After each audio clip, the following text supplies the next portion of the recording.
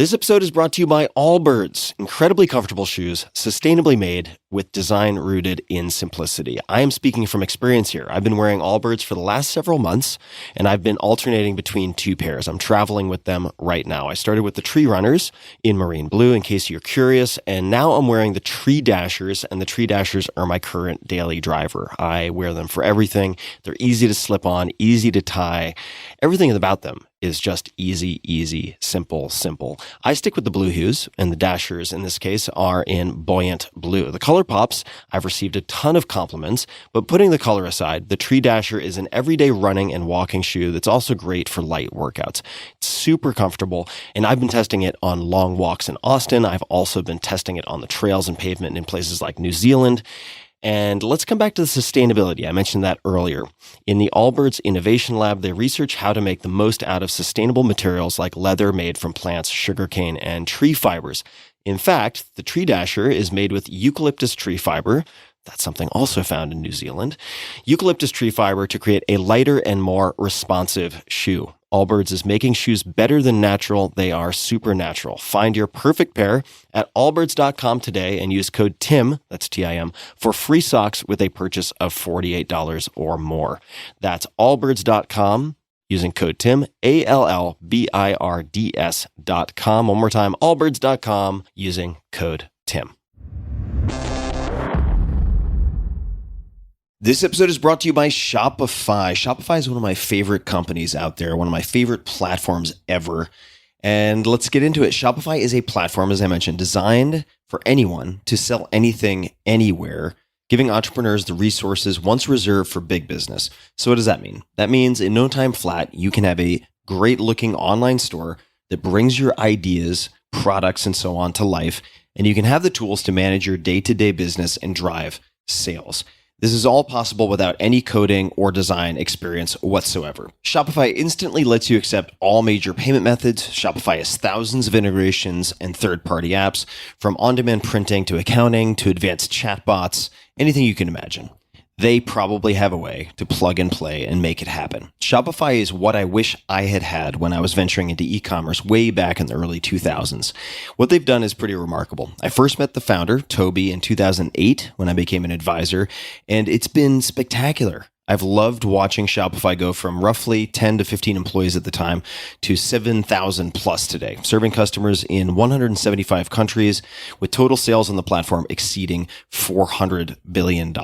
They power millions of entrepreneurs from their first sale all the way to full scale. And you would recognize a lot of large companies that also use them who started small. So get started by building and customizing your online store, again, with no coding or design experience required. Access powerful tools to help you find customers, drive sales, and manage your day-to-day. Gain knowledge and confidence with extensive resources to help you succeed. And I've actually been involved with some of that way back in the day, which was awesome. The Build a Business competition and other things. Plus, with 24/7 support, you're never alone. And let's face it, being an entrepreneur can be lonely, but you have support, you have resources, you don't need to feel alone in this case. More than a store, Shopify grows with you, and they never stop innovating, providing more and more tools to make your business better and your life easier. Go to shopify.com/Tim to sign up for a $1 per month trial period. It is a great deal for a great service, so I encourage you to check it out. Take your business to the next level today and learn more by visiting shopify.com/Tim. One more time, shopify.com/Tim, all lowercase. Optimal minimal. At this altitude, I can run flat out for a half mile before my hands start shaking. Can I ask you a personal question? Now would seem an appropriate time. What if I did the opposite? I'm a cybernetic organism, living tissue over metal endoskeleton.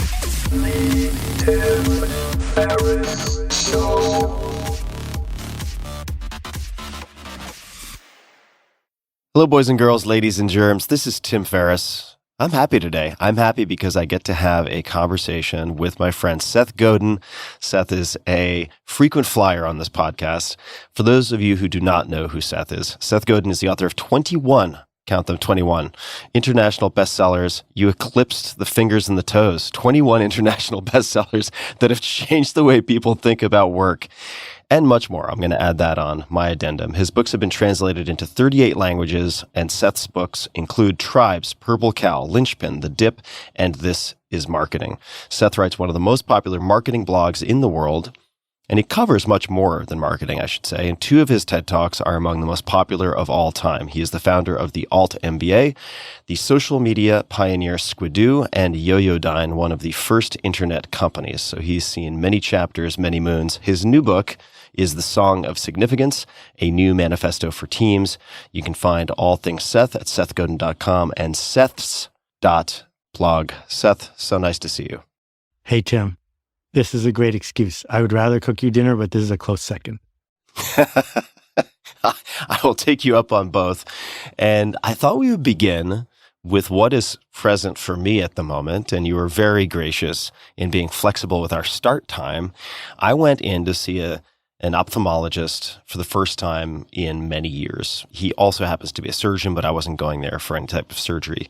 And I did not anticipate when I had all the drops put into my eyes that I would be completely incapacitated for 2 to 6 hours. I couldn't see anything within 12 inches of my face. They gave me some throwaway glasses, basically just to get the job done so I could at least call an Uber and get home. And we pushed our start time, and the net of it was your eyesight, like everything else, is aging. It's still very, very good. At least my distance is 2015, which is fantastic, but it's not what it once was, 2010. And I had, I want to say, a moment of crisis when he basically took a card and put it in front of me while my eyes were blurry. And he said, "This is where your vision is going, just so you know." So his bedside manner could have used a little bit of work. But I wanted to ask you how you think about or relate to aging and the changes that come with aging. What a great place to start. I was on the internet in 1976, before many people listening to this were born. And when I started one of the first internet companies, there was no World Wide Web. So the world keeps changing, and so do we. And it's very tempting, because the stars in front of us keep changing and getting younger, to imagine that we are sort of fading away. And so my analogy, my dad taught me to ski when I was 12, and I was terrible at ball sports, not very good at hockey. I hated getting hit. I broke my nose. I broke my arm. But skiing, I was a maniac. There were no helmets in those days, but no one could get down the hill faster than me. And when I was 16, I fell under the chairlift at Sugarbush on the ice and skidded the whole way from the top to the bottom, face down, head first, dislocating both shoulders, and ended up needing surgery on both. The first one was botched by a neighbor. The second one was by the doctor for the U.S. ski team. And I said, I can't ski anymore. But when my kids came along, I taught them to ski, and I got back into it with my dad. And then I realized when I hit like 35, you're just going to have to keep confronting the fact that you're afraid and you're not going to get better at this. So I switched to telemark skiing, which is twice the work and half the speed. And I did that for 10 years. And then I switched to skate skiing with Nordic skis, and I get to still do that. And it's very easy when I think about my lack of recall that I used to have, where I could run a 7-hour session without repeating myself, to my inability to ski anymore, to 17 other things that I'm walking away from. And to feel a sense of loss, to feel like we need to grieve that we're not that person anymore. But I guess after my first bout with COVID, it was more like, what a gift I have today to be in the shoes of somebody who at 62 gets to do things well, but only because I'm walking away from things I can't do anymore. And instead of focusing on what I used to have, I'm really working hard and getting satisfaction out of focusing on what I do have, what I can do. And that just raises the stakes for things. And the reason that this is interesting, I think, is because boomers, and I'm a lot older than you, but boomers have driven our culture since the day I was born. That when we were draft age, that was when the draft really mattered. And when we were listening to rock and roll, that's when music really mattered. And when people needed to make money for their family, that's when Wall Street really mattered. And now boomers are dying. And so we are living in a culture where there's an overhang of all these people with loud voices talking about the end of the world, because it's the end of their world, but it's not the end of the world. I thought you might have a few things to share. That was a on this rant to subject, get us so- started. My goodness, you just bought permission to talk about whatever you want. That put a salve on my existential crisis wound that I had earlier today. But before we move on, let me ask you, on a day-to-day, week-to-week basis, you strike me and have struck me for a long time as a, let's say, default optimistic, generally, if we consider baseline to be emotion neutral, generally above baseline person. Are there times when you catch yourself perhaps focusing on, noticing, dwelling is too strong a word, but ruminating on the loss of something? And in those cases, what do you do? I'm just wondering what the intervention looks like, what the self-talk looks like, anything like that.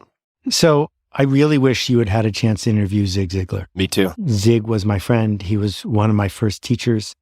And one of the things I took away from Zig, as someone who had gotten himself into a pessimistic cycle for 5 years early in my career, is the world is going to be whatever the world is. Approaching it with a positive, energetic attitude probably will make your experience of the world better than girding yourself by being a pessimist and maybe getting what you're hoping for. So I find myself coming back frequently, particularly in the last bunch of years when there's been so much doom and gloom, to this idea that we get to pick our attitude. And in fact, it's the only thing each of us truly gets to pick. And it doesn't mean what happened to you is what you deserve. It just means that that happened. Now you get the one and only choice, which is how to process that. So that's not the answer to your question, but that's my approach. But I find myself in negative ruts when I'm confronted by too much media. When I first started organizing the Carbon Almanac, there was a full 2 months when the cataclysm that we have created was confronting me really directly, and it was hard to find my footing. Speaking of response and choosing response, and I don't want to shuffle the deck in such a way that makes things difficult, but we spoke a little bit before we began recording about the several thousand things that we could discuss, and one name came up, which was Viktor Frankl. And would this be an opportune time? We can always hit snooze and come back to Viktor, but would this be an opportune time to invoke the name Viktor Frankl and let you run with it? There are a few books that have been brought up on this podcast more than that one. Very few. And Viktor Frankl's story, survival of 4 concentration camps, just generous, heroic. The thing is, a lot of people stop reading halfway through the first book that they touch of his, because the story is really powerful. But then you get to this stuff about logotherapy. And some people say that he was part of the triad of Austrian pioneers in the way we think about the mind. There was Freud, who focused on sensuality and sex. There was Adler, who focused on status, dominance. And then there was Frankl, who focused on meaning. And meaning, as far as I can tell from my limited reading of Frankl's work, is when a human being finds a thing that means something to them, a chance for a path forward, a pathway to hope, everything in their life gets better. And that his work, he lived for another 70 years after he got out of the camp, 65 years. His work in suicide prevention was extraordinary from the statistics I've read, because he understood that for many people, I'm not generalizing everyone, but for many people, finding a path toward hope, of meaning, of realizing that the struggle is the struggle, but you get to decide what to do with it, is really profound. And I think as our industrialized world has gotten more narcissistic, which basically says marketers need to make you uncomfortable so that you will buy more stuff to feel better about yourself and your standing, marketers are trying to push people to find meaning in purchases. And the problem with that, also in friends and likes and social media nonsense, the problem with that is it doesn't scale. And after you've got one storage room full of stuff, buying more things doesn't seem to help you find more meaning. And I really feel like we're in this moment in our culture, this moment in time, where people are waking up and saying, thank you very much, but I don't need to buy another thing. What I need to do is find something to care about. And I'll finish this with a two-parter about, I went to see a community orchestra last week. My friend is in it, all volunteers. And the thing about community orchestras is there are violinists and flautists and oboists who get paid money to do it. But no one in the community orchestra is saying, why aren't I getting paid? Because that's not why they're there. In fact, they often pay to be there. And I'm guessing, with no data whatsoever, that if you surveyed people who are in community orchestras, they probably index happier and more engaged in life than people who aren't. So the question is, where are we going to find our community orchestra? For me, the last year and a half, it was the Carbon Almanac. I have 1,900 friends in 90 countries around the world. I ran into a bunch of them yesterday at Union Square. And they're not doing it for money. None of us got paid. They're not doing it for me. I wasn't even there until I showed up at the end of the day. They're doing it because the meaning that they get from it is so valuable. It gives them a reason to put up with all the other stuff they have to do every day. I think we should take a moment, just for those who are not familiar, to provide a little bit of background, just a brief description of what the Carbon Almanac is, and then we can navigate from there.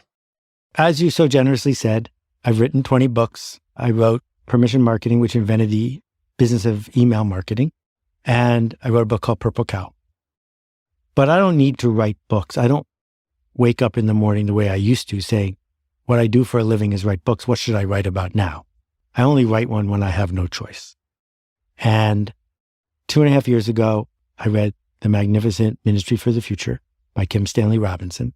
And it completely upended the way I saw the world. It was astonishing to me how much I didn't know about what was happening to the climate. And I realized that I wasn't talking about what marketing and corporations were doing to the climate because I felt stupid. And the reason I felt stupid is they wanted me to feel stupid, that they want us to be confused. And I thought, well, if I'm underinformed, I bet other people are too. And I used to make almanacs for a living. I did the Business Almanac, the People Magazine Celebrity Almanac. I know how to make a complicated, long book. But I realized, A, it would take me too long, and B, it would be really lonely. So what an opportunity. I downloaded Discourse, set it up, invited some people to join me. And within a month, we had 300 volunteers, most of whom I have never met in person.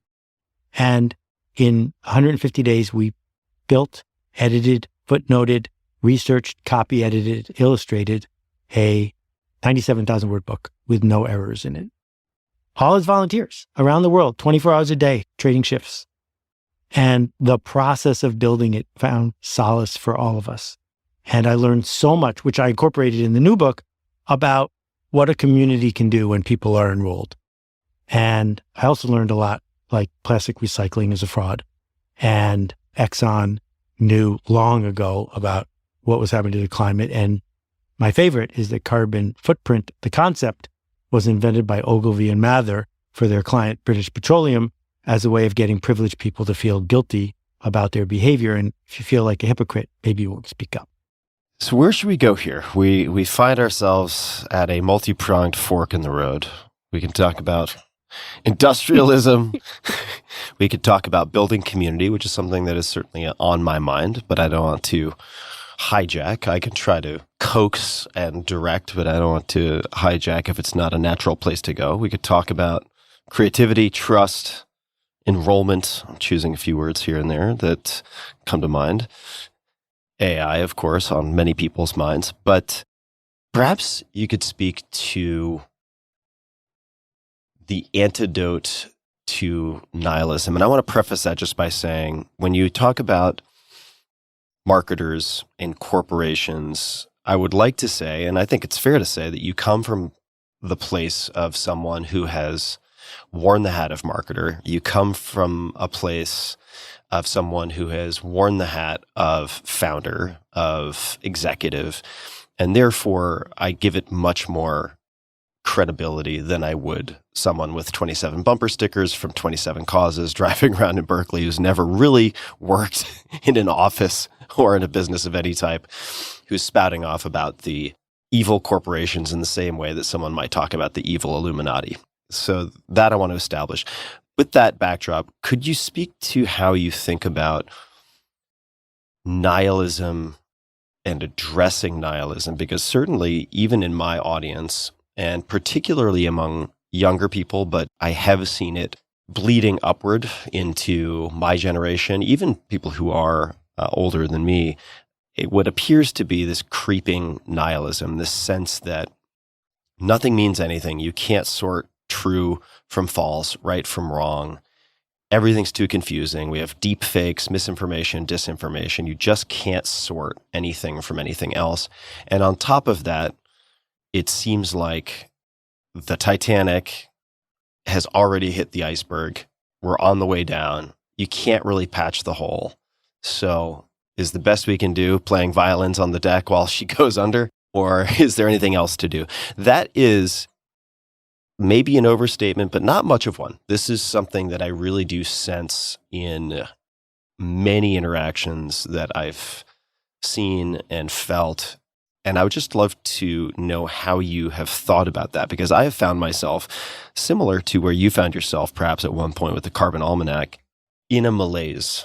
And some would say, well, it's a well-warranted malaise. So what are you going to do about it? And I would love to know what you suggest we do about it, or what you have done about it, aside from the putting together the Carbon Almanac itself. Longest question of all time. Thank you for listening to my TED Talk. It's a great question, and you should be driving because you know exactly what's going on. I'm going to start by saying I'm a hypocrite, and so is everybody else. So I don't have to point out that I'm more pure than other people, because I'm not. And now, after just a few minutes of the podcast, we have to put onto the table a very simple statement, which is we're all going to die. But that was true 50 years ago, too. And there's a great book that I loved called The Last Policeman. And I'm not sure I'd say it's a great book. It's a great concept, and I really loved reading it. Imagine that there's an asteroid that's going to hit the Earth in a year and destroy and kill all of us. It's not, don't look up. It just starts with that premise. And then it's a police procedural book about the last policeman left in a little village in New Hampshire, because everybody else says, screw it, we're all going to be dead in a year. So marriages break up. Why would you go to work to clean the fryer if you know you only have a year left to live? Supermarkets fall apart, but he goes to work every single day because we're all going to die. Maybe not in a year, but no one listening to this is going to be alive in 100 years. Even some Silicon Valley billionaires who are getting blood transfusions aren't going to be alive in a year. Right? And so the only question is, are you going to die in a year or 100 years? And when we look at the data on the climate, it's very clear that there are going to be 10, 20, 30, 40 million climate refugees every year. That whole swaths of the earth are going to become uninhabitable. It's not going to be pleasant for many people. Can we, quote, fix it and go back to, I don't know when? No. Is it a problem that we should address? Definitely. But that doesn't mean we could do anything to live forever. So given that we're all going to die, the question is, what's the point of tomorrow? And for me, I think the key question coming at this, as someone who went to Stanford Business School a very long time ago, is some people believe that the purpose of business is to enable culture, to enable humanity. And some people believe that the purpose of humanity and culture is to enable business. And I think those people have too much influence right now, and they are wrong. And Milton Friedman just made up this nonsense about the only purpose of a corporation is to maximize its profit. It lets people off the hook, and they become tools of a system that grinds stuff out. So if we think about Amazon has had turnover as high as 30% in a 90-day period. 30% of all the people they hired across the whole company quit in less than 90 days. The data that I quote in the book is that it cost Amazon a third of their profit, a third of their total profit because of turnover. And the reason is simple, because when you get there to work in a warehouse, and more than half of all the warehouse injuries in the United States happened in an Amazon warehouse last year, they don't treat you like a person. They say your job is to beat the numbers on this sheet of paper or on this iPad screen, and then beat them again tomorrow. It's Frederick Taylor on steroids with a stopwatch, jerking people around. The expression jerking people around came from Ford's assembly plant in the 1920s because Frederick Taylor and Henry Ford used a stopwatch to measure every single motion. And a visitor to the Ford plant said, "It looks like everyone here is wound up the way they are jerking from left to right with strings pulling them. It's a wonder that they can even live." And when we think about tomorrow or the tomorrow after that, given the damage we've all done, we still live in culture. We still have this miracle. You and I are talking while thousands of miles apart. We have access to every piece of information. We have magical computers that can understand us and talk back. We can reach out to someone in need. We can connect to people who need to hear from us. And if you want to just give up because the world is going to be different in 20 years, that's your choice. But given that we've got this window, it feels to me like we need to up our focus on humanity and connection and possibility and improvement of the condition, and maybe not worry so much about public demonstrations of power, firing people online, being brutal in the service of profit. Because we don't have a profit shortage, we have a meaning shortage. So what can someone listening do? You could personalize this to me if you like. I'm always looking for meaning. Seems to be a perennial subject for me. What can someone do if they are listening and thinking, it is not my path, or I don't have the bandwidth, or fill in the blank to become, say, a climate activist? Not to say that's what you're implying, but what else can I do to be part of the light and not part of the dark, so to speak? So in a second, I want to talk about the bees. But first, significance. So I surveyed 10,000 people and I said, tell me about the best job you ever had. And I gave people 14 choices about what made it the best job they ever had, including they paid me a lot of money and I didn't have to work very hard. And the results were the same no matter which country people came from, no matter how old they were. The results were, I accomplished more than I thought I could. People treated me with respect, and I did work I was proud of. If we feel significance, we start to feel optimistic. We start to feel meaning. We start to feel human. Where does significance come from? It comes from making a change happen. Can you be really clear about the change you seek to make and who you are making it with and for? So when I think about climate, most of the people who showed up to work on the Carbon Almanac said, well, I'm doing fine. I recycle this, I compost that, I don't do that. And this is the myth of the carbon footprint. There is nothing you can do personally as a privileged person of the colonial world to fix the climate. But what you can do is organize. That if you can figure out how to get 5 or 10 people together, you can probably ban gas-powered leaf blowers in your village. And that will have 50 times the impact of you switching to an electric car. Plus, the idea of banding together with 5 or 10 or 15 other people, creating the conditions for other people to find something to care about and succeed at it, will fill you with meaning, not with despair. But leaving the climate aside for a minute, when we think about our days, where we go to work, who we work with, whether we're in a community orchestra or not, is it significant?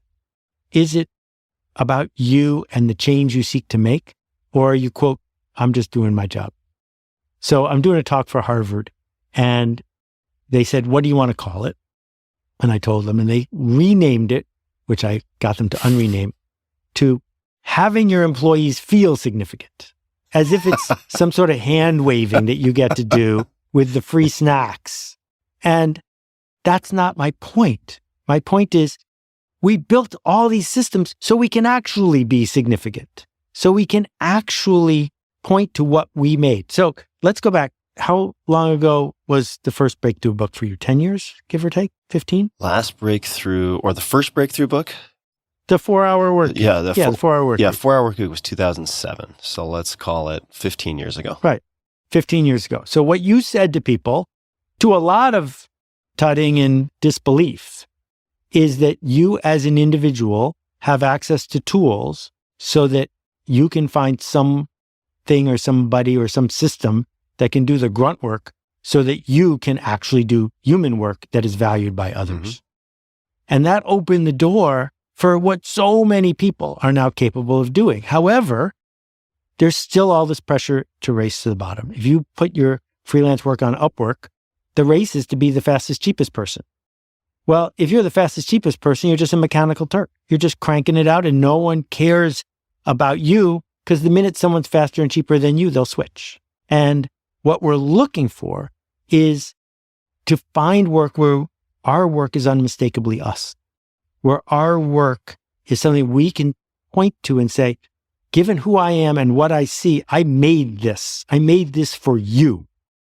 Can you please help me make it better? And when we can do that, our days are totally different than when we're basically sure that an AI is going to take over our job for free as soon as the boss can figure out how to write down what we do all day. So let's just say as a thought exercise that you came across through, doesn't have to be through Alt MBA.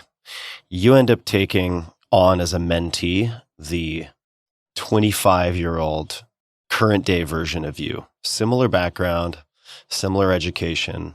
How would you help that Seth to do this? So I haven't run the Alt MBA for a long time. I'm very proud that there's a B Corp and it runs and lives happily without me.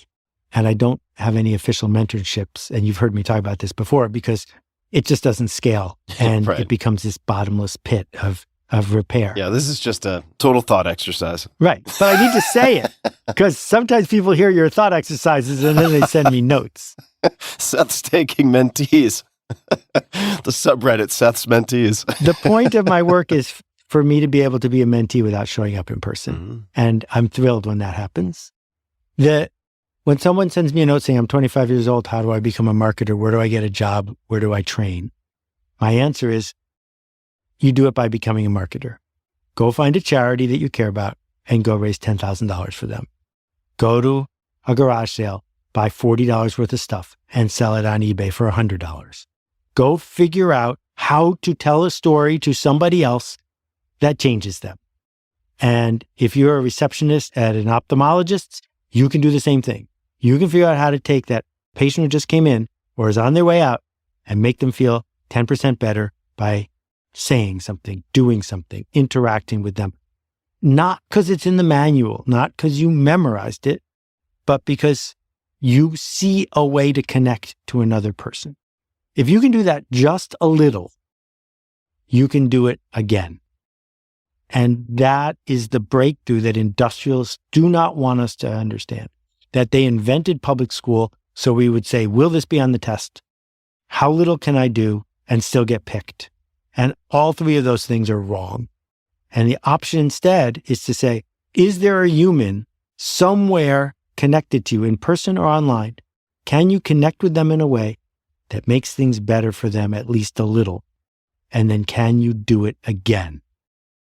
That's what culture is. That's what we've been doing for 10,000 years. That is what fills people with meaning. And you don't need tips or tricks or hacks like someone sending me an email saying, Seth, what's your favorite color? Because then if I write back, somehow we've built this sense of mutual connection. No, that is not marketing. That's hustling. And hustling doesn't work anymore because everyone's doing it. And just wait till the AI spam shows up. The AI spam is going to make your head explode because it's going to be so effective until you end up not even trusting that. Right. So putting AI spam aside, I agree with you. I mean, honestly, I'm just enjoying my current level of spam while I can. Just a quick thanks to one of our sponsors, and we'll be right back to the show. This episode is brought to you by AeroPress. That's AeroPress. With more than 45,000 five-star reviews, it might very well be the highest rated coffee maker on the planet, and I've used it for more than a decade. This press uses a patented 3-in-1 technology that combines the best of several brew methods into one Easy to use, very portable device. It takes literally 5 seconds to clean this thing afterwards. You can make Americanos, cold brew, espresso, and lattes all in about a minute. It is super fast. I love the AeroPress first and foremost because it makes absolutely delicious non-bitter coffee. Because it combines the best of three methods, you get a cup that is full-bodied like a French press, smooth and complex like when using the pour-over method, and rich in flavor like espresso. And best of all, you can pack it in your bag when you travel so you don't have to drink that mediocre coffee at your office or Airbnb. For now, they have a new crystal clear version, sleek enough for display and tough enough for the road. You can pick one up and try it out at aeropress.com/Tim for less than $50. Check it out. I promise you, you will not be disappointed. My listeners, that's you guys, can get 15% off. Just use my link, aeropress.com/Tim. One more time, aeropress.com/Tim. If people are listening and they want to, as you've outlined, create meaning, do human work, not succumb to a race to the bottom where they end up replaceable by the next fastest, cheapest fill in the blank. Do you have any other guidelines besides get started, do the thing that you are aiming to do, or any other reasons to be optimistic? I think that might be helpful also, just to not level the scales a little bit, but I feel like optimism is often a precursor to action, or a prerequisite in a sense. How would you speak to that? And I want to footnote, I did take a note on paper. You said, I think we're going to come back to the bees, if I heard you correctly. We're going to come back to the bees. We are. Let's talk about the boss. Okay. It is entirely possible that you work in a place where you have no options, you have no agency, you have no significance. If that is actually true, you should quit, because you don't get tomorrow over again. My guess, it is not actually true. My guess is you have more agency than you are prepared to embrace. And so, go start a book club at work. Start with one of Tim's books, read it with 4 other people. And so, get on the customer service line after your shift is over and answer 3 questions. And so, figure out how to engage with someone in the organization in a way that is not part of, quote, your job, and figure out how to lead and connect. You can do those things without getting fired. Or after work, a friend of mine got married at a old folks home, and the witness was 97 years old. And 2 days later, she passed away. So do you think that that's going to be a magical marriage, to have honored that person, the one thing that she was staying alive for, that she got to see before the end? Or do you think it makes more sense to be a bridezilla and to just make sure you're part of the wedding industrial complex and everything matches everybody else's wedding, right? So in all these elements of our life, we are pushed to do something the normal way, the profitable way, the way where we are blameless, or we can choose to do something that matters. So now the bees, if you don't mind. I don't mind. I am fascinated by the bees. So the story, it's more personal than most stories I tell, but I have been hoping to share it with you. So I'm glad we're getting this chance to talk. I got a note. I don't fly for work anymore because airplanes feel like cannibalism to me after working on the climate thing. I feel like I can do my work without doing that. And after 1,000 in-person speeches, I've earned the right to say, no, I'm not going to get on a plane anymore. But I needed to get somewhere for family reasons. And someone reached out and said, for family reasons, I have built a firm that's remote. I'm really remote in Australia because my daughter, who's 10, was born with some health problems. And I've tried to organize our lives to support her in having the most magical life that she can. And I'm running a conference for the entrepreneurs, my venture firm funds. They're all in regenerative work. They're all dealing with the climate problem from a commercial point of view. Will you come help run a 2-day seminar for them? And I happen to be somewhere near there. So I said, yeah, I can do that. And so for free, I showed up to do this 2-day workshop. Well, the day before, he reached out and said, I'm not going to be there in person because my daughter's not feeling very well, but I'm sure it'll go great. So the person I ended up running it with is a beekeeper from Australia. And he started talking to me about the bees. And he told me the story of Jacqueline Freeman's Song of Increase. And the Song of Increase is just such a great Tim Ferriss story. So here's what happens. A typical hive, not the big honey hive, we could have a whole conversation about big honey, but a typical feral beehive at the end of a long winter will have barely made it through. That's what the honey's for, to supply them with food during the course of the winter. But if they made it, the Council of Maidens will meet. They're the ones who really run the hive. And they will do a couple things. The first thing they will do is build a vertical egg chamber and instruct the queen to lay and fertilize a queen egg, which is very unusual because there's only one queen in a hive. And the second thing they will do is tell the rest of the maidens to go get as much pollen as they possibly can and replenish the honey supply. This happens in May and June in the Northern Hemisphere. And so what will end up happening is the hive will, this is 20,000 bees, will be back in ship-shape condition by June. And then, based on the weather, because they know what the weather is going to be, they're very good at this, they will organize without an organizer, lead without a leader. 12,000 bees will leave the hive in a 10-minute period of time. They will leap out of the hive singing the Song of Increase. And Jacqueline has written beautifully about this. And then they end up in a tree 100 yards away in a tight ball, because bees have to maintain a body temperature of 98 degrees or else they fall apart. They get into a torpor. And now they only have 3 days to find a new place to live. And each one of the bees is doing what the bee does. Almost every bee, except for the queen, is only 3 weeks old, which I didn't know. I thought bees lived a really long time. So the scout bees are doing their scouting and the maidens are doing each bee is doing their thing. But the hive is basically a human brain inside out.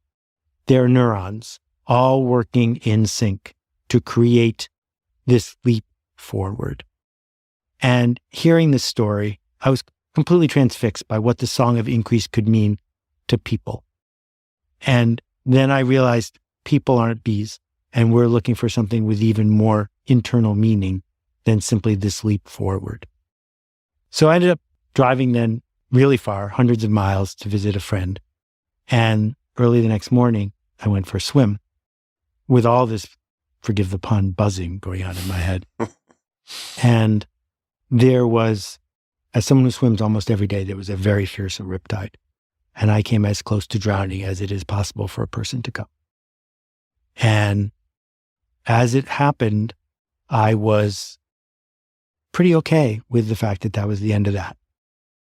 I would miss my family. I would miss so many things, but it was like, well, if that's the end of that, that's the end of that. And then this mission of talking about significance just flooded over me, and I somehow figured out how to get back to shore. And then the next day I heard from Dan, and his daughter Frankie had passed away. And the combination of all those things helped me realize that the world probably doesn't need another marketing book from me, but probably could benefit from thinking about all of those things at once and realizing that we have so much more power than we want to acknowledge. Thank you for sharing that, Seth. That is more personal than most stories you've shared. And I'll just take a beat on that and would love to hear what happened after that swim, after that phone call. What did the next week or two look like for you or feel like for you with respect to this germinating seed? Maybe it was beyond a seed of significance and shifting perhaps to a focus on that with your communication, with your thinking. What did the subsequent week look like? It's funny because no one's ever asked me that, but it fits right into the question you asked a little while ago about what can people do. I wrote a whole book in 2 weeks.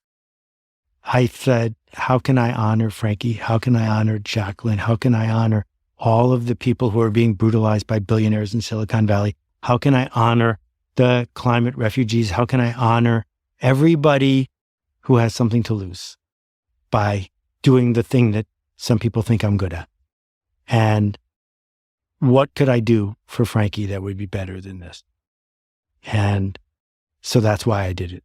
Because writing a book, as you know, is more of a lift than is rational. And I could have just written a few blog posts, but having people see you do this irrational lift helps them understand that you have something important to say and that maybe they'll share it with somebody else. I'm going to throw out a few terms. Actually, I'll give you two choices, and we can go down whichever path you choose, or option C, which I don't present. You're good at choosing option C when people say you can choose between A and B. So that may be where we go. Wooden tiles or Quakers? Where would you like to go? So let's talk about, I learned something fascinating about the Quakers. The Quakers invented solitary confinement. And when we think of Quakers, nonviolent, etc., the whole idea, think about the word penitentiary, right? It's where you go to be penitent, to repent. And the idea of solitary confinement was to create the conditions for people to get comfortable with their sins and to repent from them. And then across in England, they built the panopticon, which was a prison where you were under constant surveillance. So this is super low tech. You just put the guardhouse in the middle and make sure the windows are all lined up, so everyone feels like they're being seen all the time. When we add solitary confinement to the panopticon, we end up with surveillance capitalism. We end up with this idea, not the surveillance capitalism of consumers being surveilled, which is what that book is about, but more about workers being surveilled, that we isolate them from each other, except when they're in a Zoom call where the meeting was designed to make sure they weren't picking up their dry cleaning when they were at home, and counting their keystrokes and measuring their output and counting the clicks, constant surveillance, and for many people, the equivalent of solitary confinement. Well, why are we surprised that turnover is high and work satisfaction is low? Because we stripped meaning from people when they go to work, because we don't trust them to be people. We need them to be resources. And that's why the very phrase human resources is such a challenge, because after you've optimized the machines, the next thing to do, of course, is to optimize the people. And, the whole measured self movement about how can you get better on your bike with Strava, but that's happening too at work, whether you want it to or not. So let's just say you're the founder of a small company. And maybe it started off as a solo operation or a husband and wife team. And good news, you seem to have created something that people want or need. And it's growing, so you hire people. And you have the best of intentions. You believe yourselves to be moral people, ethical people. And that husband and wife team are listening to this podcast. And they have 4 employees.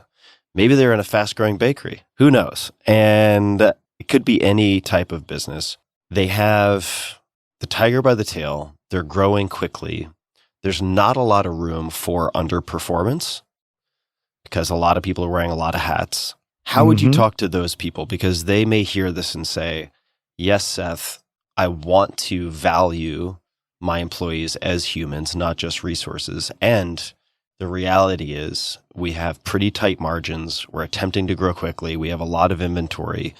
We need our employees to really perform at the highest level possible. And if they're not performing, we do need to let them go or replace them. Okay, so we're going to do an aside in a minute in my old voice about freelancers and entrepreneurs and growing a small company. But before we do that, I want to highlight, I am not here to say we need soft to replace hard. I am not here to say that workers benefit when the boss goes easy on them. In fact, I'm talking about the opposite, that the significance of what can be built by Cesar Chavez or what could be built by the Carbon Almanac team for no money has nothing to do with soft or hard. It has to do with the idea that you make a promise and you keep it. And you need to have a lot of rigor where you are relentlessly criticizing the work, but you are not criticizing the worker. You earn enrollment on the change you seek to make, right? That the original Mac was built by 13 people who had a pirate flag, and they worked harder than anybody in Silicon Valley has ever worked before or since, and they didn't get paid very much. And if you talk to Susan years and years and years later, I don't know if she's been on the podcast, but she's great. She will talk about it as being a seminal moment in her life, right? Because they got something done. So that's why we need to have the aside about freelancers and scale. Freelancing is magic. I am a freelancer. I used to be a freelancer. In between, I was an entrepreneur. They are different jobs. Freelancers get paid when they work. They do the thing and it has their name or something like it on it. It's very hard to scale freelance work. What you need to do is strip away the busy work, outsource it. And what you need to do is get better clients, because better clients demand better work and pay you more. But what usually happens when a freelancer starts to succeed is they hire junior versions of themselves and try to push those people to read their mind, work ever harder and faster for less money than they get paid, and then pass it off as their work. That's super stressful, and it almost never works. And so if you really are building something bigger than the two of you, I would say, tell me this thing you're building and why some customers will pay more for it because you added human value. Because if you're trying to out Amazon, you got troubles. Even Walmart can't out Amazon. That's not a race you can or want to win.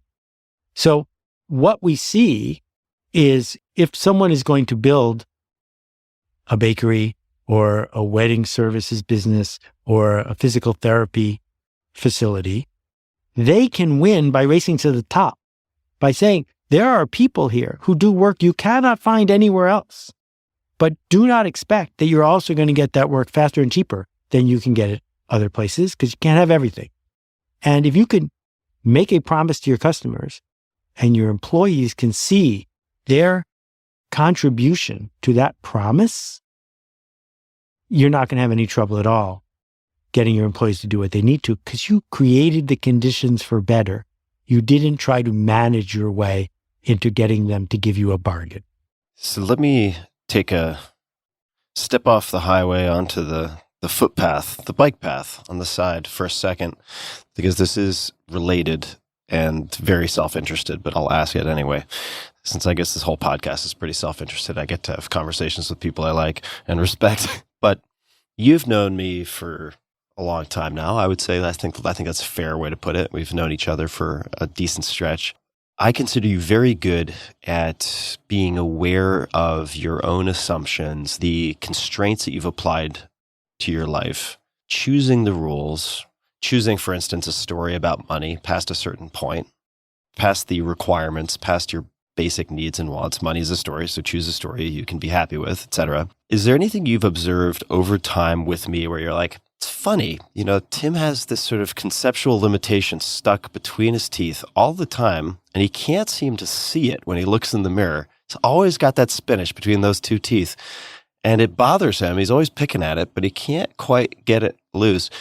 This is a very long-winded way of asking, what are some of the maybe questions or issues that you seem come up repeatedly with me? Is there anything that comes to mind? I was completely wrong about my first impression of Tim Ferriss.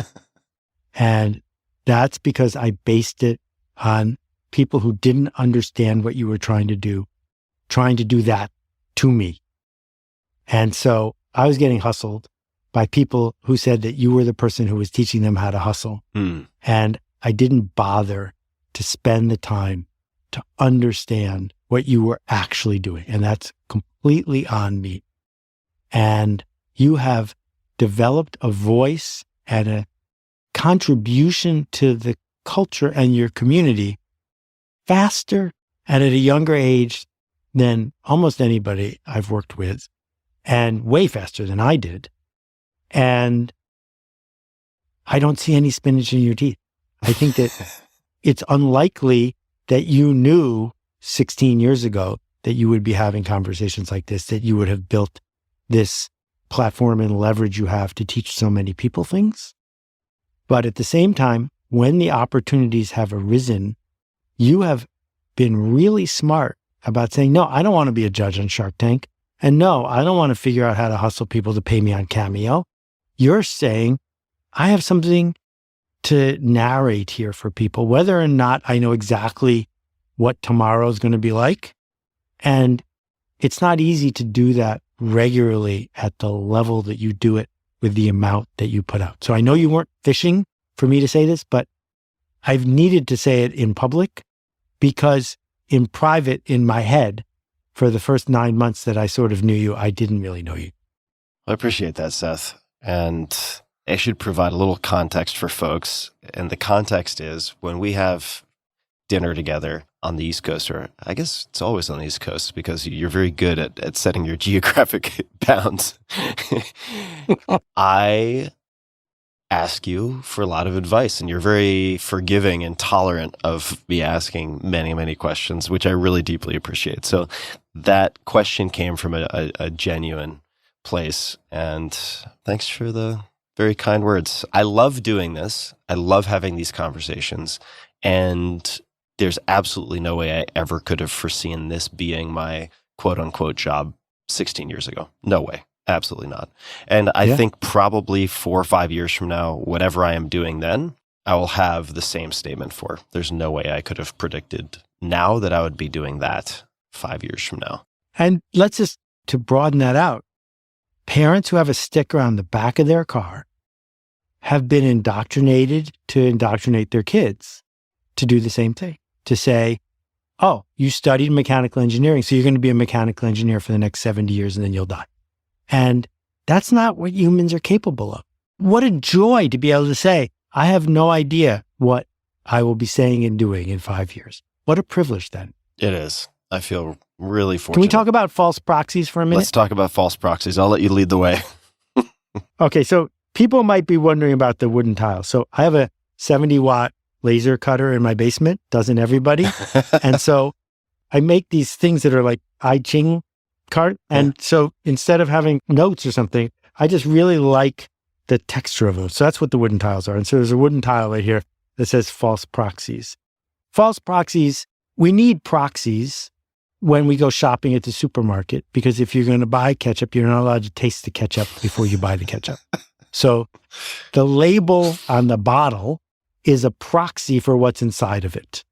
And we're even capable as consumers of figuring out, we haven't had this particular flavor of salad dressing before, but we can guess from the other clues that it's going to be good or not good. And we use proxies to pick which restaurant to go to and proxies to figure out what book to buy, because you're not going to read the book until after you buy it. Judging a book by its cover is a very common and important thing. At work, we developed proxies because we have to hire people for a 20, 30, 40-year career before they work for us. So one proxy is, did you go to a famous college? One proxy is, are there any typos on your resume? One proxy is, are you good at interviewing? But of course, unless you're hiring someone to be an interviewer, being good at interviewing is a false proxy. Yeah. And the thing about false proxies is they lead to caste systems, to social stratification, to prejudice, to misogyny, because we are quickly making decisions on who to swipe left or right based on clues that aren't actually related to whether the person can do the job or not. If someone is in a wheelchair, they might be a great programmer. Whether or not they're in a wheelchair is irrelevant to whether they're a great programmer. And yet, it's 2023 and it's still happening. So there's all of this information that's now available to us where we can look at the work instead of looking at the proxies. So the simple solution, which I've been lucky enough to adopt, is I won't work with someone unless I've worked with them before. And that means I will pay someone to do a short project, and I pay them whether they do a good job or not. But if they're good at the project, now I know that they're good at the project because they did the project. And with all of the stuff that's happening in our world, with the rate of change that's going on, with the need for people not who know something they learned at school, because they can look it up online at Stack Overflow in 2 minutes. What we need are people who are resilient and risk-taking and honest and transparent and connected and loyal and all of these other words, which don't match up with the proxies we usually use when we decide who to hire, who to let into an institution, who to reward, who to follow online. So I think it's important to just name it. There are false proxies in our life, and they're expensive. They get in the way of our output, and they also steal our soul, and they denature our culture. Because when a proxy becomes important, when, for example, a celebrity gets the benefit of the doubt, what we've done is we've handed this person leverage that isn't really helping anybody. Did I hear you correctly, Seth? And if so, I'd love to hear you expand on this a bit, that you only work with people you've worked with before. Did I hear that correctly, or was that a different line? No. So what I mean is, if I'm going to do a project, the old way to do it was to look at the 10 million viable people, pick the one who has the shiniest set of easily measured proxies and hire them. And I have hired hundreds of people that way. And for a while, I told myself I was really good at it. And then I thought about it and I realized I just thought I was really good at it because of all the people I didn't hire because they didn't match my perception of what I was looking for. And what I learned, particularly working on the Carbon Almanac, is everyone was a volunteer. Everyone got the keys, take the car for a drive. And if you did something that was really good, we asked you to do more. And if you didn't, we asked you to do something different because the work was the point. And so now I'm working on this interesting software pilot thing. And I went to people who I've seen do projects and who I've danced with before, not based on where they live. One lived in Nigeria, one lives in London, one lives in Portland. I've seen your work. I don't know you personally. The personal stuff is an interesting proxy, but it doesn't usually match. Mm-hmm. So let's dance again. And once we can seek enrollment, once we can say to the world, I'm looking for a freelancer who wants to make this change in the world. This project is this size and I'm going to pay you this much to do it. We can use our human judgment to decide who to offer the project to. But then when the project comes back, this 1 hour, 1 week project, pay them fairly and then decide based on the work product whether it's useful. This is exactly the way Matt builds WordPress. Mm-hmm. That Automatic is a reading and writing culture where if you're good at reading and writing, you get to do more stuff. But there's no points for being good in a Zoom meeting. No one gets promoted for that. No, definitely with Matt. No one gets promoted for Zoom meetings. And you do have to do some customer service, which I think is actually a fantastic practice. Even if you're C-suite, you get to spend a couple of weeks answering customer tickets. Question for you about employee retention. And I'd love to hear you speak to your personal experience. You've hired many people, and this may not map directly to the writing or the principles in the Song of Significance. It may, but I'm wondering, because hiring is one thing, retaining is a close cousin, but not exactly the same. And there are people out there, I know quite a few people who are really good at putting in the time to hire really good people, but they haven't been able to, for whatever reason, as thoroughly, as effectively think about retention. So they lose some people who are very, very good. What have you found to be, in your experience or observing others, some of the key ingredients or possible approaches to ensuring that you retain high performers? So if we look back just 50 years, the purpose of a company town is if you are the landlord, it's much harder for someone to quit. That the goal of the old school industrialist is that your employees have no options. Because if they have no options, you don't have to pay them very much. Let's compare that to an ad agency. I read a book about them many years ago called St. Luke's in London. They were 30 people. They won a whole bunch of awards. When you win a bunch of awards as an ad agency, what happens is you get a whole bunch of fancy new clients, which means you have to hire more people, which means the average goes down. And then you get big enough that you've exhausted and you sell out to Saatchi and Saatchi, and then you're done. And the 30 of them looked at each other and they said, we don't want to do that. So they made a rule. And the rule is we're never going to be more than 30 people. They then said to their clients, that means we can't take any new clients unless we lose an old client. So they have a waiting list of clients. And we have a waiting list of clients. You can go to your old clients with your best ideas. And if they give you a hard time, you can say you're fired because I got another client ready to take your place. And it also means that if you're only going to have 30 employees, If someone wants to leave, let them leave. There's a waiting list of people who want to work there. Turnover is a good thing when we are doing human work, not a bad thing. And what I would do if I was running a real company is I would say, the first thing you got to do on your first day is update your LinkedIn page and keep it up to date. And we're going to have a resume job finding seminar every 2 weeks here. I don't want you to stay here because you can't get a better job. I want you to stay here because the conditions we've created, the work we are doing is worth you staying here for. And then I would listen. If I am not creating the conditions where the people who I need to be dancing with want to stay, I have to change the conditions, not curse the people who are leaving. And this permeability is where the future lies. We don't have 40-year careers anymore. We have 4-month careers or 3-year careers. So onboarding is faster because you can say to somebody, read everything in Slack, come to work tomorrow, ready to start because it's all there, right? So now instead of onboarding you in a month and a half, I onboarded you in 3 hours. And because we're project oriented, turnover is a little different. And if I can keep somebody here for a long time, it's because they want to stay here. This enrollment is the key. Manad Khosla has written a book called Let's Get Real or Let's Not Play about B2B selling. But the lesson of Let's Get Real or Let's Not Play is simple. What promises you're going to make this week? Promises about your career, promises about your learning, promises to our customers. Show us your work. We will relentlessly make it better. This is how we're going to treat each other.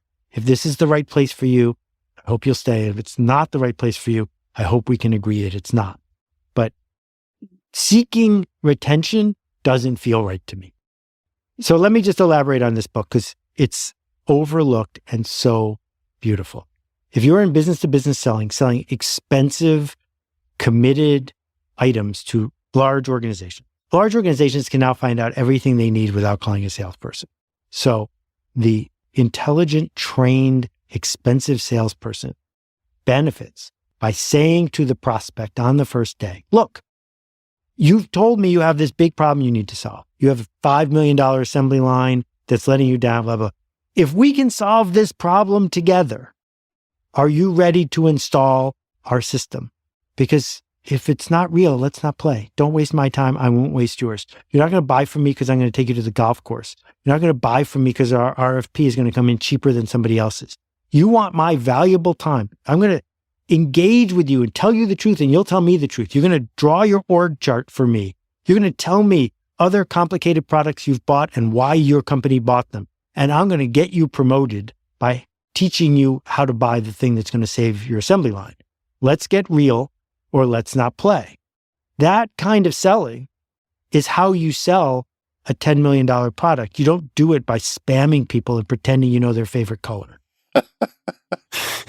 Yes, very true. This is truth. I, long ago in a former life when I had a lot more hair and was just out of college, was selling to CEOs and CTOs, and you do not sell expensive systems by guessing their favorite color or even having that conversation.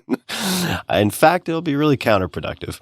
The topic of sales makes me think of Zig Ziglar, and I'm wondering, out of my own personal curiosity, were there things that come to mind where you disagreed with Zig? Maybe you respected his position or a principle he had, but you personally did not embrace whatever it was that he used as part of his own script for navigating the world and people. Is there anything that you disagreed on? Many things, and we did it as friends. So it's funny, Zig has come up twice today before you brought him up, which is weird. I sent a picture of him holding one of my books to someone just 4 hours ago. Zig was my teacher from afar for a long time. I memorized more than 72 hours of his tapes. I listened to the selling tapes until they wore out, and then I bought another set. And I saw him in person a bunch of times, and each time wrote him a letter afterwards, and each time he wrote back. And my letter would highlight the things that worked and talk about the things that didn't. And one of the highlights of my speaking career was when he and I shared a stage in front of 22,000 people. It was pretty cool. And then I got to publish his goals book toward the end of his life. Zig and I disagreed about astrology and yoga, because he was coming at it from a different cultural point of view from Yazoo City, Mississippi. And we were like, okay, we can disagree about stuff like that and organized religion and things like that. What was interesting is when my understanding of permission marketing evolved, and Zig's key sentence of, you can get everything in life you want if you'll just help enough other people get what they want, kept coming up. Because he meant it two ways, and one of the ways didn't work for me. He would say, you can get everything in life you want if you help enough other people get what they want, as a way of encouraging self-interested short-term people to see that the best way to get ahead was to do a favor for someone else, because that forced empathy opened the door to making a sale. And what shifted for me over time was, how about you can get everything in life you want, and you can help other people get what they want, but they're not one gets you the other one. That what we have is the chance to hold open the door and let somebody else go in, not because we want them to give us something in return, but simply because holding open the door is in itself a significant, useful act that will fuel our next cycle of work. And we talked about it a little bit toward the end of his life, but what Zig did for a lot of folks is help them become professional instead of just hustling. And I also learned a lot about living the life of the professional speaker, and I could go on and on. But if your listeners haven't listened to a bunch of Zig, yes, it's dated, but you can find the good stuff and be glad you did. Where would you suggest people start, or what would you suggest they search for? Because the universe of Zig, as you mentioned, 62 hours as a starting point. Where might you suggest they start? What should they look for? The stories in the book Secrets of Closing the Sale are gold. I could tell word for word the story of the overalls. And his original classic See You at the Top, also filled with stories. When I was starting out, I failed for 7 years in a row. It was a very long slog. And his tapes, which you can still get today on CD, also filled with nothing but stories, were super dated even then, but so cheesy and wonderful that if you listen for an hour a day, you can't help but not quit. And to give us an image in time, what were you failing at over that period of time as you listened to these audio cassettes and wore them out? So my first job was in 1983 at a software company in Boston. I worked with Arthur C. Clarke, Michael Crichton, Ray Bradbury. I was a brand manager. I was 24 years old. It was spectacular. Yeah. And then I left there, moved to New York and started my own gig and just kept failing at the book business. Chip Conley and I did our first book together, and then I got 800 rejection letters in a row. That meant every day I opened the mailbox and 3 people had taken the time to write me a letter with my name on it and put a stamp on it saying, we don't like your project and we don't like you either. And it's very easy in the face that, and then, I was just pitching and pitching and pitching, and often in a way that amused me, but was selfish. And I was pitching to people whose job was to be pitched. I wasn't calling people up on the phone at home, right? This was the head of acquisitions at Simon & Schuster, or whatever it was. But when the rejections feel personal, if you don't have a way to keep caring, but understand that what they're rejecting is the work, not the person, it's super easy to give up. And that was the transition that I needed to make. You didn't like this idea. It's not that you didn't like me. What can I learn from your criticism of the idea so that the next one will be better? You strike me as someone who's quite happy to have solo time, engage in solo projects, maybe a project with a family member or something else, like building canoes. That could be a whole conversation in and of itself. How are you building? Are you building a community orchestra for yourself at the moment, or looking forward in the short term to doing that, or I should say in the soon to be present future? And if so, how are you approaching it? Because this is something that I've also noticed, and this is not a brilliant insight, but it seems to alleviate a lot of the existential dread and mitigate some of the nihilism that people feel if they simply have some type of shared purpose or activity with a few people consistently. How are you thinking about that for yourself? This is just me. I don't know how to broaden this to everybody. So the reputation I had from the beginning was, I don't miss deadlines. I never go over budget. And I'm going to deliver you what I said I was going to deliver you.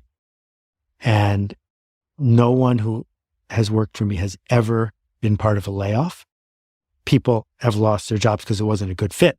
But I've never said, all you guys, we're downsizing.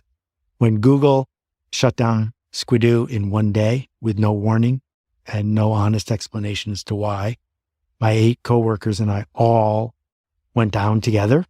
But the promises I make very seriously. So that's good and it's bad. It means that I hesitate to make big promises that might create the possibility that the big thing is going to happen. But on the other hand, I can live with the confidence of knowing that you can count on me to keep that promise. So when I think about what am I going to do for my next 5 or 10 year gig, I think very hard about who am I promising and what am I promising them. So I can't say to people what I used to say, which is, we're renting this theater, come and for 7 hours, I will be on stage answering questions. And by the way, I'm organizing the whole thing with 1 volunteer and I'm going to serve you lunch. That's what I used to do. And 400 people would come. It was thrilling to stand there for 7 hours and weave together all the answers. If I announced I was going to do that, I could sell it, but I couldn't keep that promise for sure. I don't want to do that because I don't want to, as my career evolves and has a different pace, try to regain my ability to ski at high speed. Not what I'm trying to do. So where is that sense of community? The Carbon Almanac was that and continues to be, but there's going to be another one. And I think about whether I need it to be in person or whether this future you and I have been describing for so long is real. And it won't be in person because I'm very comfortable engaging with people who aren't sharing the same hair as me. And most of all, is it worth doing for others? Not, am I just here to entertain myself? Seth, what else would you like to talk about here? We can go in a million directions. What else do you have on your wooden tiles? Want to talk about? Okay, so I want to tell the story of the piano cover at the B conference, and then I want to talk about meetings. Is that okay? Sounds great. Okay, so I'm about to go on stage in front of these entrepreneurs, all of whom have raised far more money than I've ever raised, all of whom are young whippersnappers who are going to save the planet. I got no slides or anything. I'm just there at this beautiful winery north to like Yountville or Boonville or something. This is in Australia or somewhere else? No, this was, I haven't been in Australia in a long time. This is north of San Francisco. Got it. And I need a shtick. I need some anecdote to get started. And off to the side is a piano in one of those quilted piano covers. Can you visualize that? Mm-hmm. You know, they have those special custom-made piano covers. And on top of the piano is one of those little metal things that says, do not place anything on top of this. And on top of that is the sign. But I can't read the sign. So I walk over because that's going to be my shtick, which is, did you ever notice that people put a do not live in and then put a sign on top of that? And on the sign, it says, this is the original Steinway Grand D piano. Not an original, the original from 1884. And I had my story. I went over and I said, the folks who built that Steinway in 1884 had no idea that 140 years later, it would be working, it would be creating magic, and we would be talking about it. And I said, there's no guarantee that what we do is going to be around in 140 years, but we could act like it might be. We could say, this thing we're doing together is not to say, how do we raise as much money as we can, or how do we get written up well on this blog site or whatever. It's important. And there are lots of kinds of important. It could be important to one person. It could be important a century from now. But this idea that the piano is still here, it gave me chills. I love that. piano cover. That is wild too. The original. An experience just to be able to touch something like that or be close to it. Wild. Yeah. So meetings? Meetings. I have been obsessed with these for a long time and have lived a different path for meetings. Our friend Toby at Shopify wrote a script that deleted every group meeting that was regularly scheduled in the whole company. And then the next day sent an email to everyone in the company and said, I just bought you back your day. Because if you have 10,000 employees and there are all these weekly or daily meetings, we're talking about tens of millions of dollars of wasted time. But on top of that, we're talking about the enervating, brain-deadening idea of watching someone talk because they couldn't care enough to take the time to send a memo instead. Or couldn't care enough to just record a 10-minute video and send it to everyone to watch as many times as they wanted, slower, faster, read the transcript, and then get back to them. And Toby said, if you really need the meeting, go ahead and put it back on your calendar. You're welcome. And what meetings have become? So Zoom is a miracle because Zoom eliminates geography when it comes to being able to connect with people. And memos were a miracle because they eliminated time. They're asynchronous. And when we add video to this, what we get is either we're going to have everyone get together for an hour so I can talk at you and I can take attendance based on you sitting there. And what we know from surveys is people hate this. It's one of the things they hate the most about their day. And it's a form of power, authority, status, and control. So conversations need to happen more. Meetings need to happen never. You can have conversations all day. You can have a 2-minute conversation, a 6-minute conversation, talk to this person or that person. But a conversation means there are questions and there are answers. People are talking to each other. Everyone is changed at the end. A meeting is a delivery of information for the convenience of the person who called it. And I think it is possible. I know it is possible. We never once had a meeting the whole time we built the Carbon Almanac. There were times I sent a video to people and said, this is what's up. Watch it if you want to. But because we were in time zones around the world, a meeting wouldn't have made any sense. We had things where I said, I'm having office hours. You can come ask questions. But I didn't do that other thing. And it feels to me like the future of the resilient organization is a lot closer to what Matt does at Automatic, which is how do we build this asynchronous, geography-free institution that doesn't depend on me making stuff up while I'm on camera. Yeah, absolutely. And for people who may not have caught his name before, Matt Mullenweg is his name. He's been on this podcast a number of times, and he also has been part of a podcast, and this is, I believe, Automatic produced, called Distributed. I may be getting the name wrong, but it is entirely about distributed organizations and unorthodox ways of approaching the type of thing that we're discussing right now. Meetings or lack thereof, different means of communication, et cetera. And he's been distributed first for a very, very, very long time. So they were incredibly prepared, albeit coincidentally, for everything that happened during lockdown and so on. Right. Well, but coincidentally, everyone else was unprepared. Have you seen what his team has built with ChatGPT for blogs? Has he shown you the version yet? I don't know if it's public. I have seen screenshots, but yeah. Is it public? I don't know. It's not public, but we're only talking. So we're allowed to talk. Okay. Go for it. So if you want to talk. I was just going to say, it is the single best use I have seen of ChatGPT or whatever they're using being implemented in a way where it's not just, a talking llama. It's actually, oh, yeah, I need this. Yeah, for sure. They created some amazing products. So yes, that'll be the teaser for people for things to come. I'm just here for the hype. Right. That's what I think when I say that, when I think Seth Godin. Seth, is there anything else you would like to chat about before we begin to... Okay, so your listeners love tips. I got one last tactic tip that changed the lives of a lot of people, and then we'll do the magical wrap-up stuff. We invented something called page 19 thinking. Mm-hmm. And we knew there was going to be page 19 of the almanac. it was going to be written, copy edited, illustrated, typeset, footnoted, but there wasn't one person on our team who knew how to make page 19. And so we said to the team, we know in the future there will be a page 19.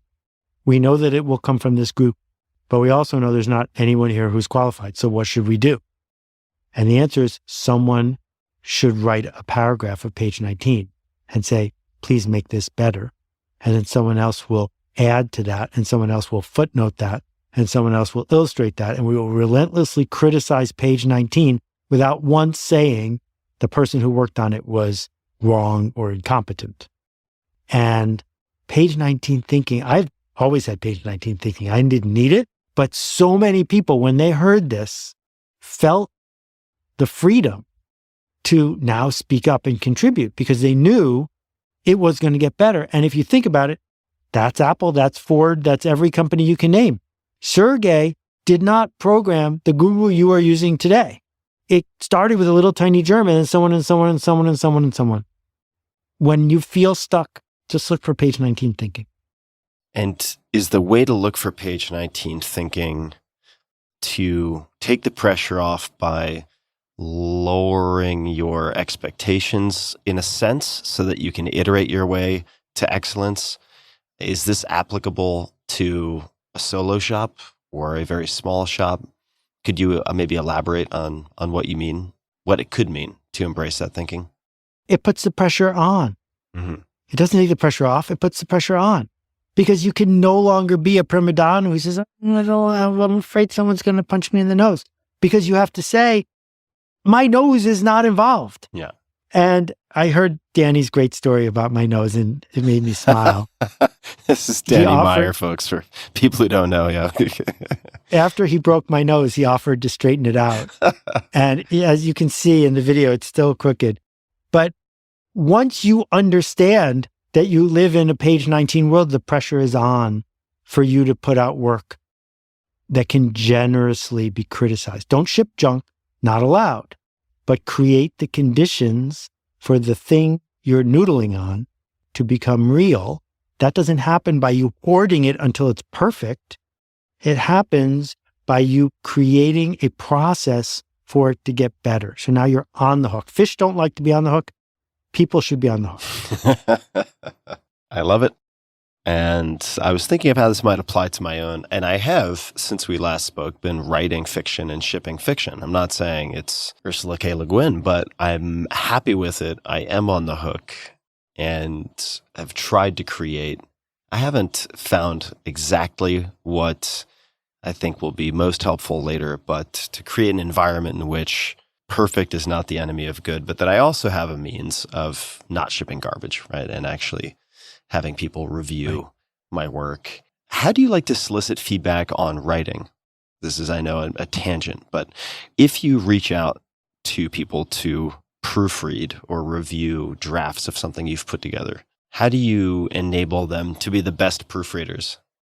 3 words and then some definitions. The 3 words are criticism, feedback, and advice. I'm terrible at criticism. Don't like criticism. You're terrible at receiving I'm okay with good feedback. Receiving it, yeah. I criticizing people, no problem. But being criticized, not my thing. Feedback, good feedback is precious. But advice I can handle. Because advice is one human who's on the side of the other human, helping them turn on lights. Now, when it comes to writing, there is line editing, copy editing, developmental editing, and proofreading. They do not mean the same thing. Proofreading means, did the changes that were instructed to be made get made? So proofreading is sort of trivial. Copy editing says, what do you think about the Oxford comma? Copy editing says, I don't like the way you spelled this kind of thing. Line editing says, this sentence would be better if you moved the second half to the first half, that I'm going to smooth your voice out. And developmental editing is magic. It's, I read your work. Let's just talk in general about the change you seek to make and why it could be made better in a different way. So I work with the magical Nikki Papadopoulos at Penguin, mostly because her developmental editing is the best I've ever encountered. She says the title of the book is wrong, and you need to move these 3 chapters to the end. Like, what's that worth? That's spectacular. But I will confess, if she's not listening, that before I send her a book, I send it to a paid copy editor who works for me. I don't work for him. And for $1,000, he copy edits the book. So he's not allowed to change any of my voice, but he fixes every one of the little things. So when I send it to Penguin, they think, wow, this guy's so good at all the detail. No, I'm not. Dr. Aker is. But you don't know he exists because I sent it to him before I sent it to you. So the point is, you will run into people who think that the most important thing they can tell you is you're missing a comma in the 3rd line. This is not helpful. This work is now cheap. It's free online. You can just upload a file and someone will fix it for you. But developmental editors, they're priceless. You need to find someone who has that as a skill. Opinions don't matter. That's why the whole thing with logos, don't show anybody your logo and don't tell anybody your new kid's name before they're born. Because everyone thinks they have an opinion about a logo, but no one's got expertise. It's none of their business. Pick your logo and do your logo. The same thing's true with your kid's name. And when you show your writing to an amateur, they're going to give you logo advice. The book isn't for them. You need to engage with people who the book is for, watch what they do with it, see what lights them up. So in my case, after permission marketing, hearing people say back to me which parts of the book resonated with them taught me how to write the next book. Because I didn't ask anybody, how do I make this book better? I just said, I wrote this book. And seeing what they did, I gave them more of that. By extension, Zig could have taken the fact that you know the overall story word for word and be like, okay, interesting. Let's take a look at why that worked. And maybe I'll give him an extra heaping dose of something like the overall story in the next book. Exactly. And I know for a fact that that's exactly what Zig did.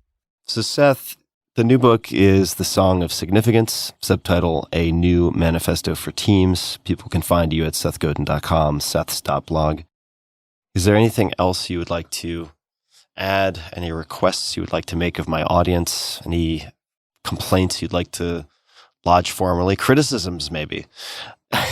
Or anything else you would like to say before we wrap up?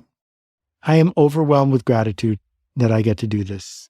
And I'm feeling the murmurs of generosity and abundance replacing the small-minded scarcity that was so common for so long as people hustled their way through one thing after another over the last bunch of years.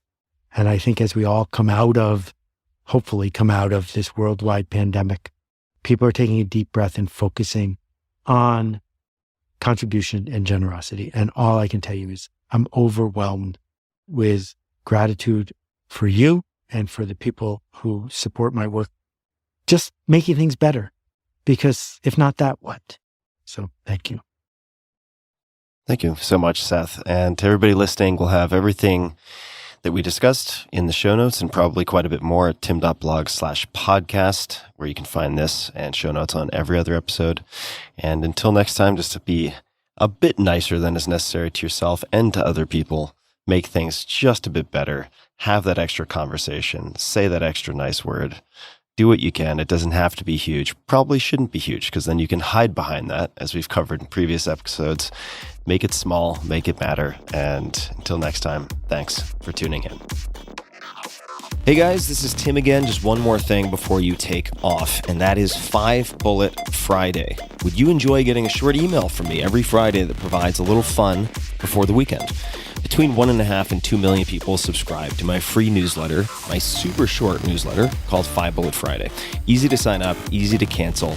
It is basically a half page that I send out every Friday to share the coolest things I've found or discovered or have started exploring over that week. It's kind of like my diary of cool things. It often includes articles I'm reading, books I'm reading, albums perhaps, gadgets, gizmos, all sorts of tech tricks and so on that get sent to me by my friends, including a lot of podcast guests, and these strange esoteric things end up in my field, and then I test them, and then I share them with you.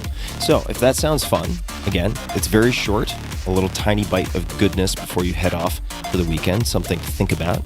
If you'd like to try it out, just go to tim.blog/Friday. Type that into your browser, tim.blog/Friday. Drop in your email, and you'll get the very next one. Thanks for listening. This episode is brought to you by Shopify. Shopify is one of my favorite companies out there, one of my favorite platforms ever. And let's get into it. Shopify is a platform, as I mentioned, designed for anyone to sell anything, anywhere, giving entrepreneurs the resources once reserved for big business. So what does that mean? That means in no time flat, you can have a great-looking online store that brings your ideas, products, and so on to life, and you can have the tools to manage your day-to-day business and drive sales. This is all possible without any coding or design experience whatsoever. Shopify instantly lets you accept all major payment methods. Shopify has thousands of integrations and third-party apps, from on-demand printing to accounting to advanced chatbots, anything you can imagine. They probably have a way to plug and play and make it happen. Shopify is what I wish I had had when I was venturing into e-commerce way back in the early 2000s. What they've done is pretty remarkable. I first met the founder, Toby, in 2008 when I became an advisor, and it's been spectacular. I've loved watching Shopify go from roughly 10 to 15 employees at the time to 7,000 plus today, serving customers in 175 countries with total sales on the platform exceeding $400 billion. They power millions of entrepreneurs from their first sale all the way to full scale. And you would recognize a lot of large companies that also use them who started small. So get started by building and customizing your online store, again, with no coding or design experience required. Access powerful tools to help you find customers, drive sales, and manage your day-to-day. Gain knowledge and confidence with extensive resources to help you succeed. And I've actually been involved with some of that way back in the day, which was awesome. The Build a Business competition and other things. Plus, with 24/7 support, you're never alone. And let's face it, being an entrepreneur can be lonely, but you have support, you have resources, you don't need to feel alone in this case. More than a store, Shopify grows with you, and they never stop innovating, providing more and more tools to make your business better and your life easier. Go to shopify.com/Tim to sign up for a $1 per month trial period. It is a great deal for a great service, so I encourage you to check it out. Take your business to the next level today and learn more by visiting shopify.com/Tim. One more time, shopify.com/Tim, all lowercase. This episode is brought to you by Allbirds, incredibly comfortable shoes, sustainably made, with design rooted in simplicity. I am speaking from experience here. I've been wearing Allbirds for the last several months, and I've been alternating between two pairs. I'm traveling with them right now. I started with the Tree Runners in marine blue, in case you're curious, and now I'm wearing the Tree Dashers, and the Tree Dashers are my current daily driver. I wear them for everything. They're easy to slip on, easy to tie. Everything about them is just easy, simple. I stick with the blue hues, and the Dashers in this case are in buoyant blue. The color pops, I've received a ton of compliments, but putting the color aside, the Tree Dasher is an everyday running and walking shoe that's also great for light workouts. It's super comfortable, and I've been testing it on long walks in Austin. I've also been testing it on the trails and pavement in places like New Zealand. And let's come back to the sustainability. I mentioned that earlier.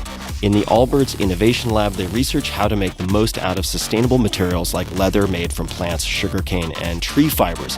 In fact, the Tree Dasher is made with eucalyptus tree fiber. That's something also found in New Zealand. Eucalyptus tree fiber to create a lighter and more responsive shoe. Allbirds is making shoes better than natural. They are supernatural. Find your perfect pair at allbirds.com today and use code TIM, that's T-I-M, for free socks with a purchase of $48 or more. That's allbirds.com using code TIM, ALLBIRDS.com. One more time, allbirds.com using code TIM.